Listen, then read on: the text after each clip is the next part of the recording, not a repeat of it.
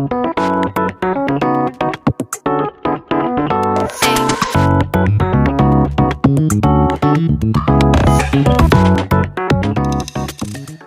hello.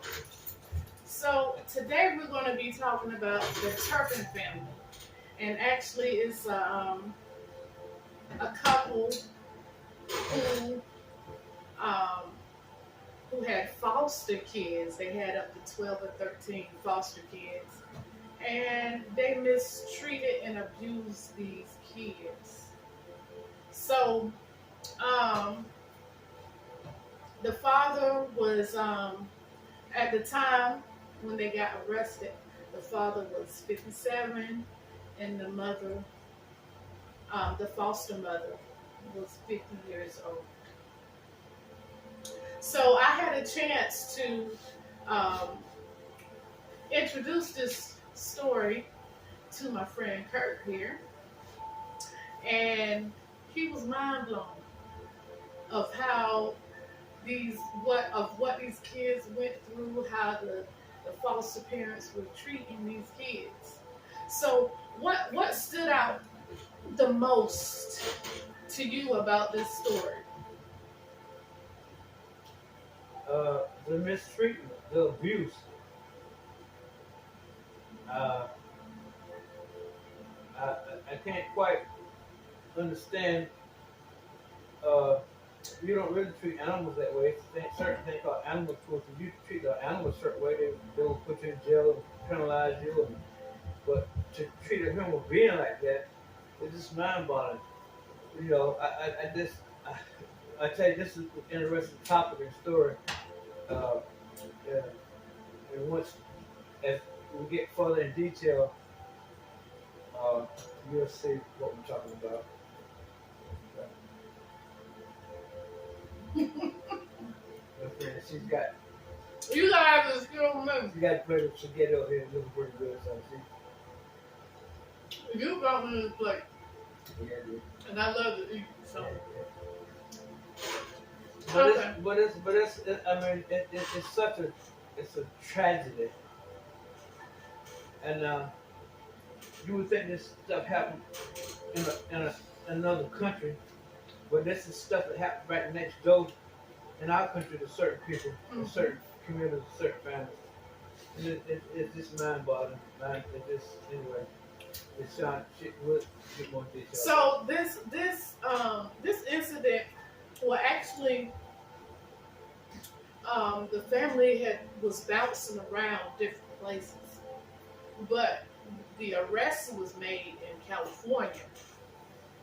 And to looking at the story, you know, the cops were asking the neighbors. They were like, you know, did you have any idea this was going on and stuff like that? And nobody spoke up about this. And I could imagine there were red flags of something going on.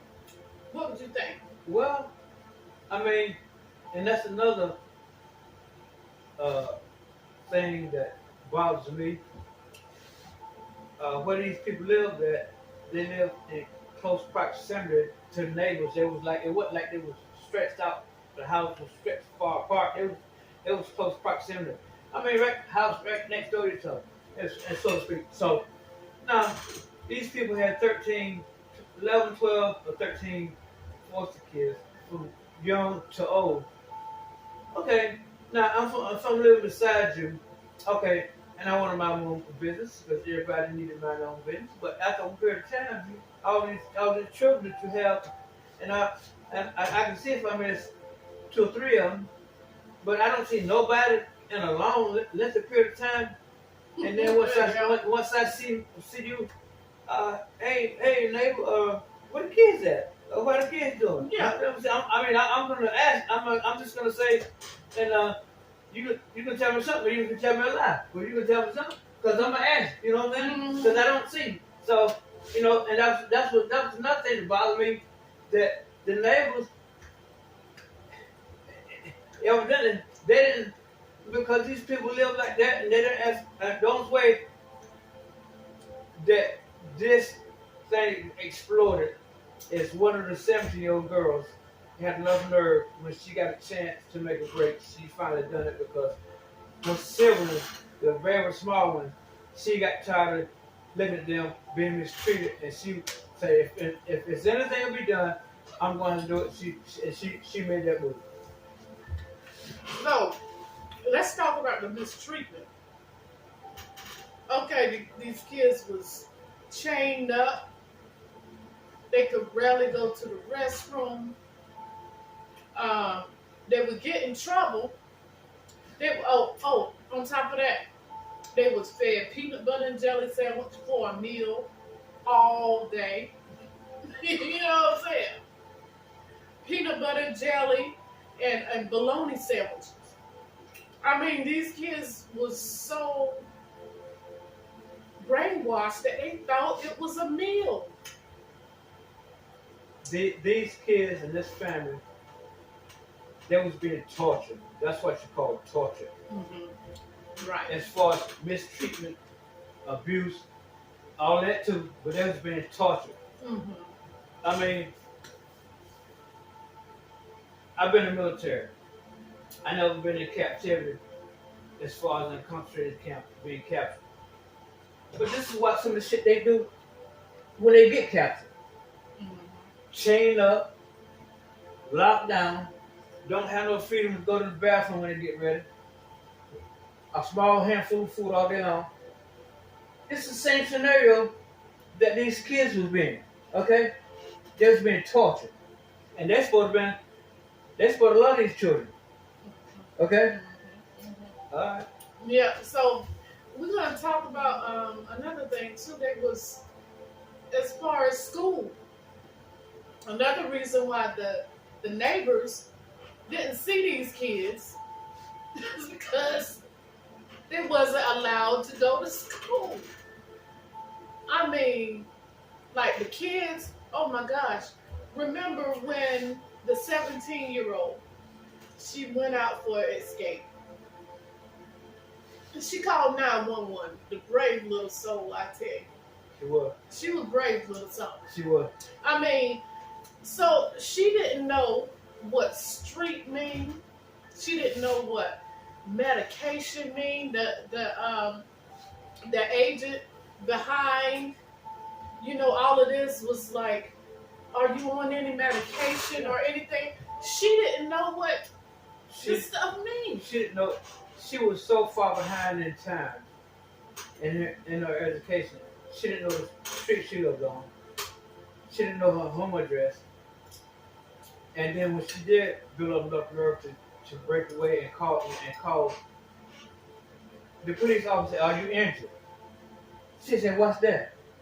He said, "Well, are you hurt?" She didn't know what that was. And she was asking about medication. She didn't know. I mean, these people had tortured these kids for so long that they was brainwashed. They didn't know anything. And I gotta tell you, the time that they did all work together, they were so brainwashed that they knew. They all dressed up. The few times they did go, they all dressed alike. Mm-hmm. And they knew not to say nothing out the way. Because they would get beat down, they would get punished or whatever. By this time they was brainwashed, and they just knew what to do and what not to do. But they didn't know anything. You know what? Whenever we watched the little video, the kids were even threatened to the point where I would kill you. You heard that, right? Yeah. So I would kill you if you make any signal or you know. And even though when they get dressed up, went out, they all had the same uniform on, as far as the coloration and dress code. And they didn't even have a real name. Well, they had numbers on their shirt. You think this is how they was acknowledged of who they were, and That's how they. Sad. I guess that's how I guess how in prison you have a number in prison. You have a number, okay? I mean you have a name too, but you have a number. But these children are literally in a concentration camp right in their own home. Supposed to be in their home. Supposed to be in their home. But been at home. So I'm you know what bothers me? This is what bothers me. The people who handed these kids over to these adults, they didn't do any kind of analysis research on these people to find out what kind of people these were. Like I'm trying to figure out. I'm trying to understand how were they released? Well, sometimes, Sean, when you do research, sometimes you can go up on the radar with that too. Okay. Now this man, he was an engineer. They lived in a great home. It was a beautiful home. Matter of fact, it was a beautiful home. He was an engineer, top job. But you know, so that goes to show you. Even doing research, sometimes you can slip through the cracks because if you roll by in that community, roll by that house and look at the outside, you would have never thought that kind of stuff was going on the inside. And this man was an engineer, so he was one of the few that seep through the cracks, if you will. Okay, so that's evident. Look, the man got away with it. How many times? 13. 13 times this man got away with it. But it should have been some kind of mental. What I'm saying is, it should have been some kind of mental test or some kind of mental test for these parents. These parents, the two adults shouldn't have been released these kids. These daggone adults knew better too. I don't know what kind of mindset. That you talking about mentally disturbed? They were. That's what I'm saying. They were. So they were. They were. Somebody should have caught on to that. Now, if the neighbors didn't see a red flag, these people who release these kids over, and I know sometimes, you know, in the foster care system, you know, you have so many kids that need to find homes, and you know what I'm saying, you can probably get overloaded or something. Yeah, but something shouldn't have. No. Something should have went. No. Ding ding ding ding ding You ding know what? ding. I'm gonna tell you this right here. You may agree with it or not agree with it. That's you. Somebody in that neighborhood, red flags came up, and they knew something was going on, but they were just afraid to say anything. I gotta believe that. I didn't say that. I gotta believe that. I didn't say that. Somebody ignored those signs. They ignored to have let this go on. Let this go on for the oldest one was 29 years old. 29 years old. Even the 29-year-old didn't have the courage enough to go find help. Because they were brainwashed. Because they were so brainwashed and scared. And these people in this household had the same type concept. They was institutionalized. This is what they knew. They've been brainwashed. They've been beaten in them, and this is all they knew. And even when the older ones, they was grown. Like, they were just afraid. But thank God for that girl, 17 years old. She saw her young sister and brother. She said, you know what? Can't take it anymore. We're going back to some more torture. The kids were pulled by the hair. They were pulled by the hair and spat on.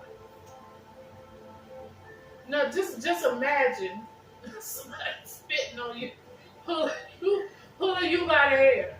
Not only that, they had these big dresser drawers that they pull over had the little small babies and then chain up and push them in the dresser drawer. It's crazy. It's crazy. Yeah. It's So crazy. and then okay, all right. Well, a key point. What? Let's talk about what made that cop say, "Look, maybe this girl telling the truth about what's happening to her." Because remember, the cop.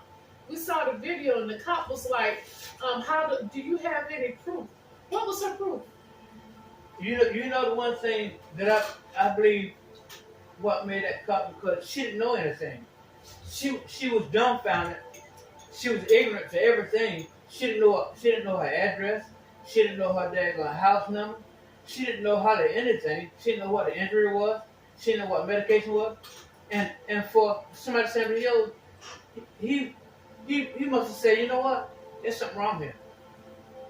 And I can see for somebody 5, 6 years old asking a question, but this is somebody saying, and you know what? I can just say, I better I'm getting these answers from this girl here. I better check what she's telling me. Even after that, remember that cop. Even after that, the cop even she gave the phone number as the street address. Didn't know nothing. Too ignorant. And that 911 operator said, "Honey, you're giving me too many numbers for your street address." You know. So even after that cop was like, "Do you have proof?" She pulled out the cell phone. Remember, she pulled out the cell phone and showed pictures of her brothers and sisters being chained up. They had bruises on them from the chains and stuff like that. Yeah. I do know. Yeah. Okay, so let's talk about what happened when the cops came out. So you remember when the cops pulled up and they searching the house and everything. Trash all over the place. It's trashed out. Remember? Smells so bad. And it was a real strong stench. Can you hardly breathe in the house? But remember, as the cops was looking in one area, what did the two adults do? They put boxes up. Remember, they put boxes up to one of those rooms or one of those where the child was chained up at. You remember that? Because the cops had to move them boxes out of the way to find another child up in there. That was everywhere in there. I mean, I'm telling you. I mean, it was 13 though. It ain't funny. No. But I'm just like, what in the world? Now, in the trial, what was these adults' excuse? Now, this is crazy. Now, I'm just telling you, what was their reasoning for this? Well, the judge asked him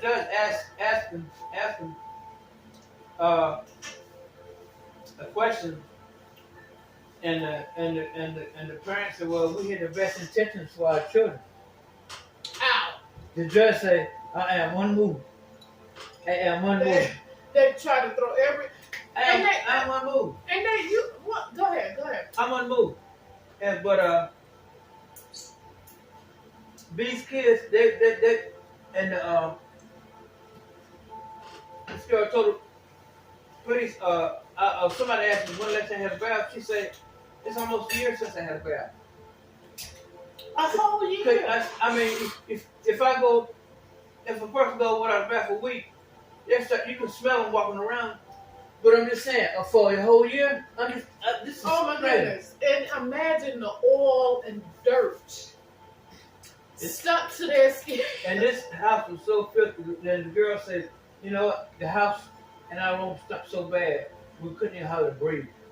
How did the heck do you treat? I don't get it. I don't really see. I know they say as far as justice got to take its course, but certain crimes, incidents, you should just go straight to prison. You shouldn't even have it. Wasting taxpayer. Don't be wasting the. Don't waste the lawyer fees. Like Monopoly, straight to jail. Just straight to jail. no excuse. You gone. Yeah, you can. So much evidence. You treat my dog like that, I'm gonna get in your behind. Dad. Okay. So. Oh goodness. Let's talk about. They were also beat.